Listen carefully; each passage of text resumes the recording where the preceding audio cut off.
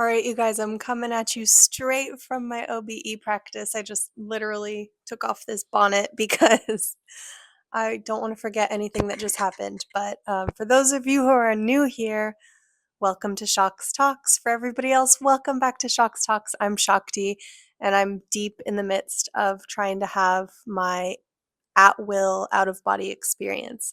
Now, I know that I've had out of body experiences before, probably a lot in childhood because I have tons of dreams of flying and really vivid memories of interesting experiences that are kind of like dreams but not quite dreams. And the people who do this say that we all go out of body every night. We just forget.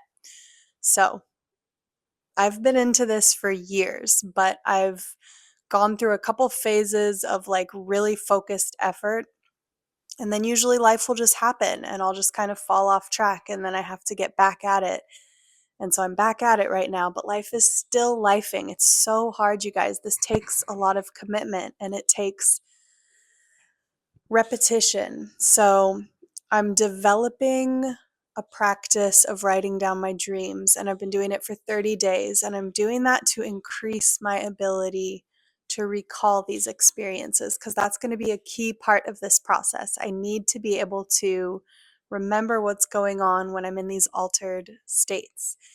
And just like how dreams will be just like slipping through your consciousness fingers, just like sand falling through right after you wake up, these meditative and visionary experiences do the same thing. So, first, what just happened? Just now, and I'm closing my eyes because it helps me get back in that place.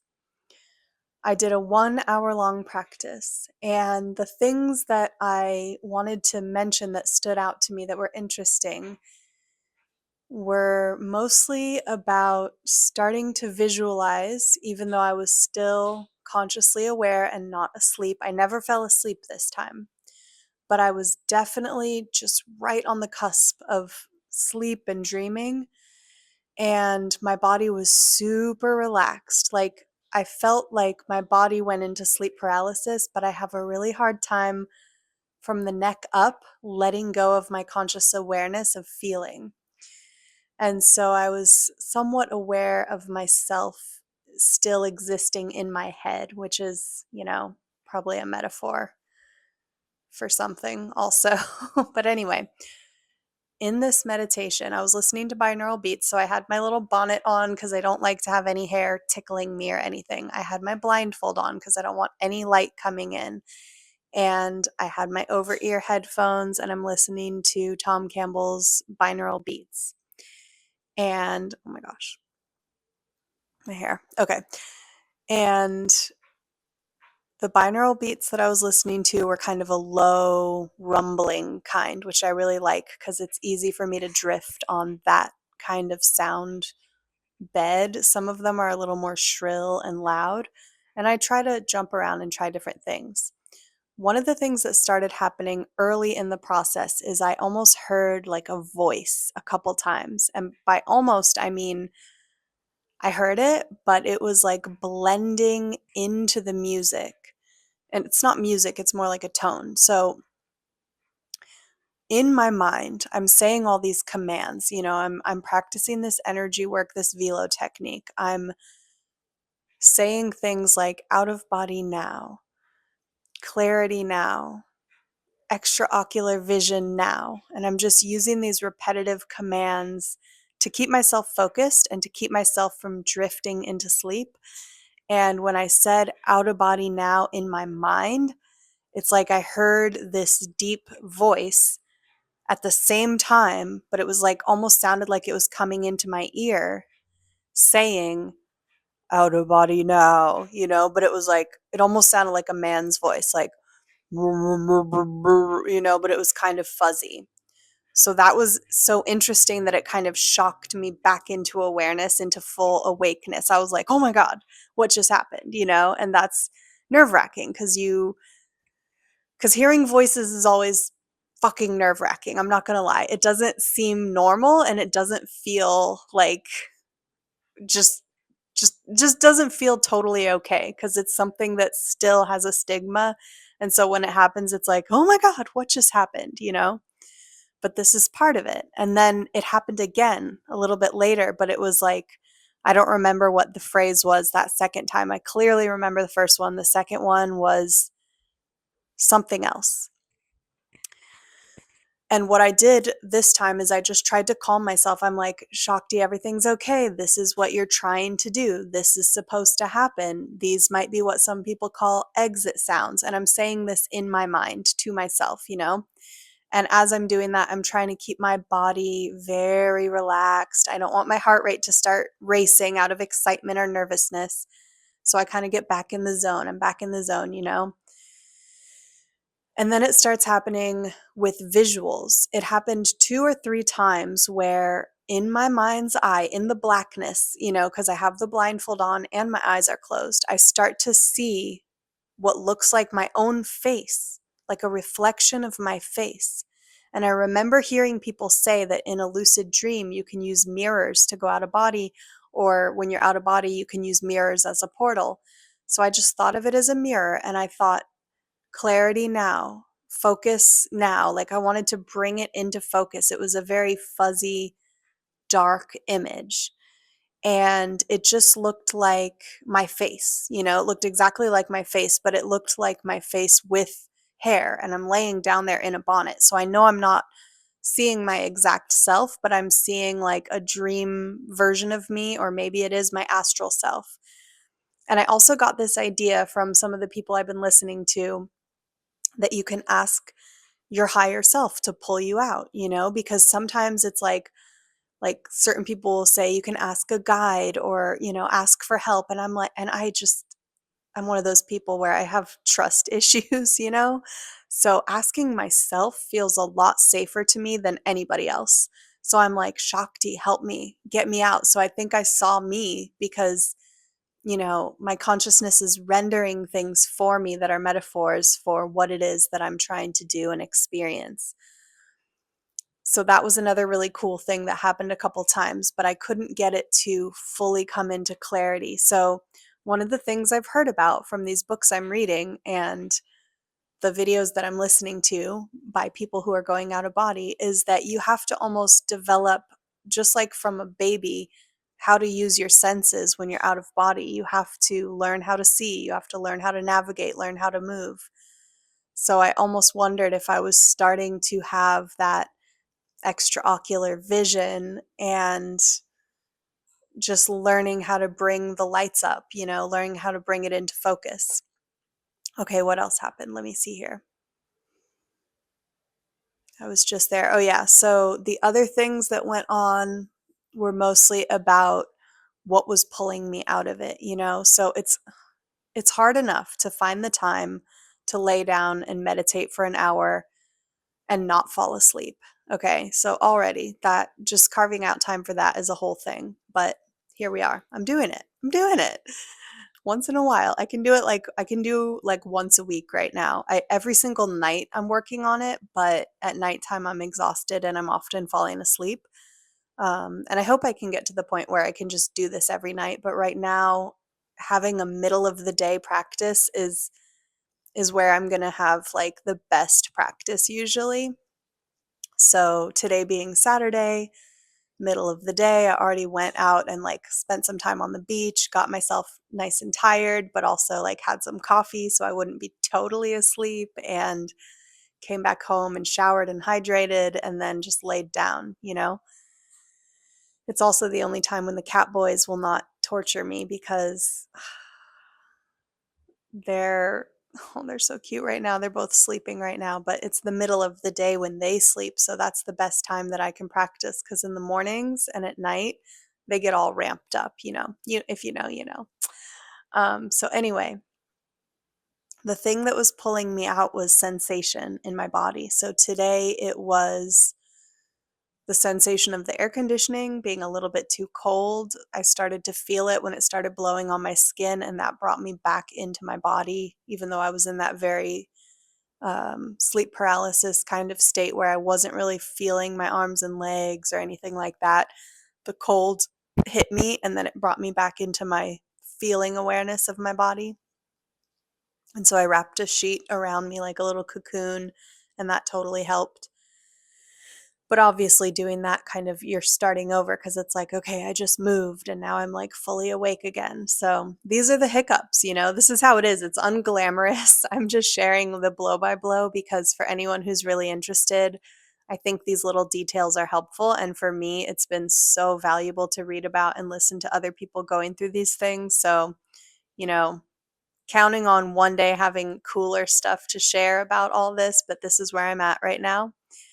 And it's just more interesting to me than studying the UFO phenomena in this very moment, even though I did see online that the fourth batch of government videos and documents were released. So I'll do a little research on that. But right now I'm just like fully on the OBE train.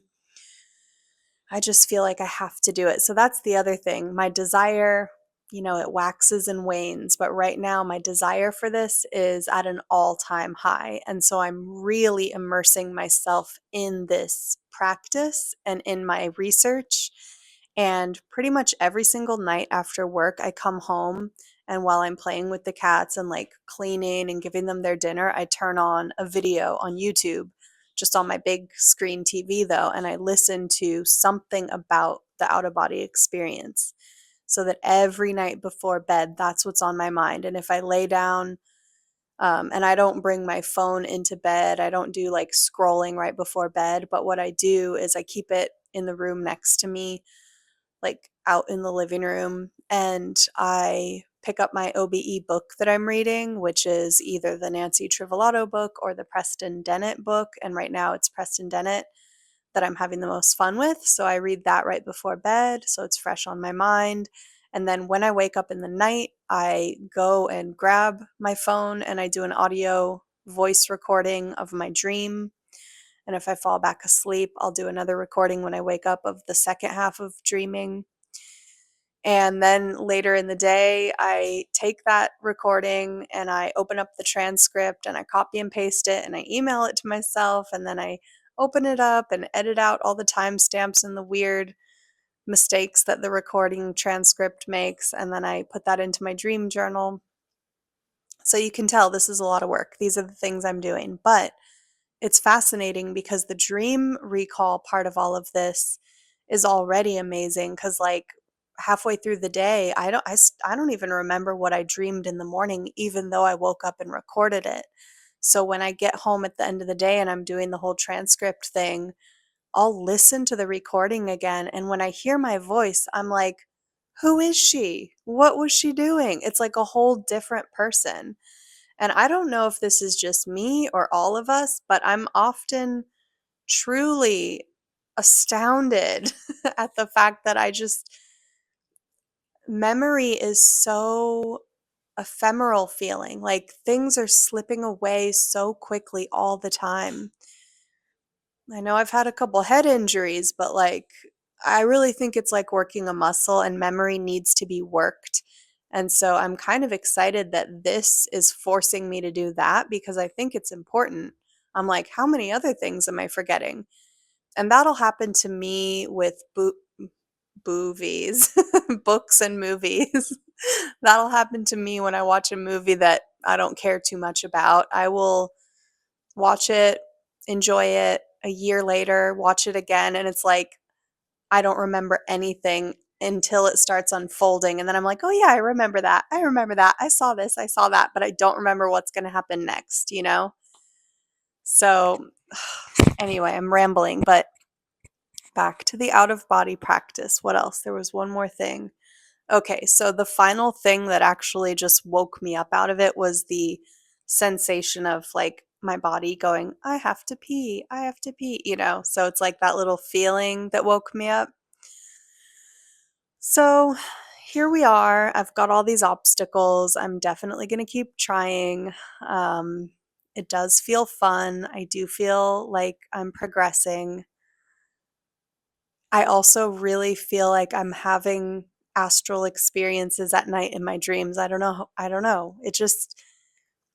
I think based on all the research, and again, I'm going from my own firsthand experience here, but it's starting to come into some clarity for me that consciousness is fundamental, like we've been talking about all this time on Shocks Talks and thinking about. And my waking reality is part of my consciousness experience as a soul or an individual. My dreaming reality is part of that. My meditation reality is part of that. And my astral and OBE realities are part of that. And the goal is about continuity and memory. I want to remember it all, and I want it to be continuous. I want to know when my consciousness is in an astral realm playing, or in the dream time, or wherever else it's going.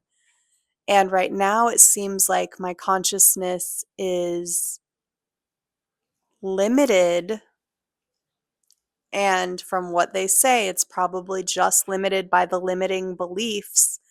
But I do believe that's like one of the greatest disservices of our current culture and way of thinking of ourselves and of reality, is that we are blocking ourselves from experiencing this huge reality. And it just feels like time to unblock. It's almost like we're walking around with boxes on top of our heads with a tiny little pinhole, and we're just looking out that little hole, and all we can do is see this tiny little world out this tiny little hole, and we just got to take that box off, and then it's like 360-degree view of everything, like it's probably way cooler than that idea, but there's this is the feeling that I'm having. It's like I know there's so much out there, and I am determined to unblock my own awareness so that I can take it wherever I want to take it.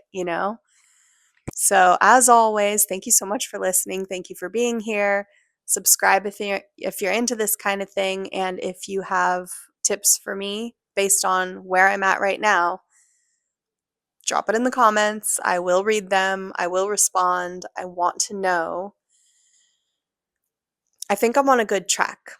I think I'm on a pretty good track, and I've talked to experts about this. I got to meet Tom Campbell years and years ago, and I got to see him at lectures over the last couple years. I got to email with that kid Kaelen, who was on Emma's Out of Body Stories. I got to email with Preston Dennett. I got to, who else have I talked to recently about this? I don't know. I'm still in that dreamy little place right now from just having got up from that practice, but I'll keep you posted. I'm doing once a week episodes, so thank you again for being here, and I'll see you next week on Shocks Talks.